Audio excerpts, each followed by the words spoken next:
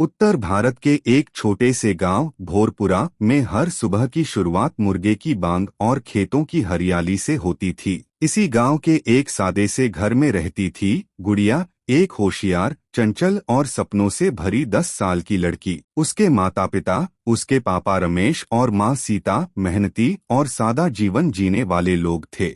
रमेश एक किसान थे जो दूसरों के खेतों में मजदूरी करके घर चलाते थे, जबकि सीता घर संभालती और कभी कभी गांव की औरतों के साथ बीड़ी बनाती।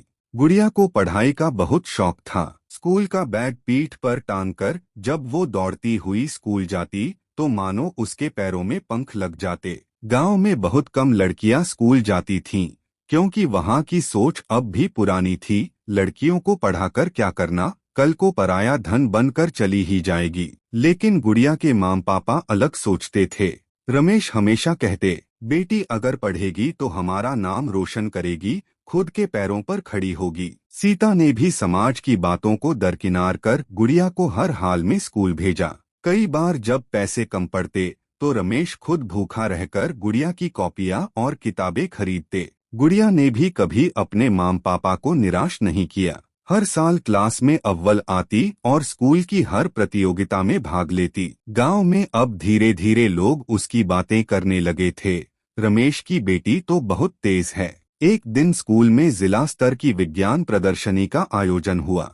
गुड़िया ने उसमें हिस्सा लिया और अपने मॉडल के जरिए पहला पुरस्कार जीत लिया। पुरस्कार में मिले सर्टिफिकेट और ट्रॉफी को लेकर जब वो घर पहुंची तो रमेश की आंखों में आंसू थे। वो आंसू गर्व और खुशी के थे। उन्होंने बेटी को सीने से लगा लिया और बोले, तू तो सच में मेरी लाडली रानी है।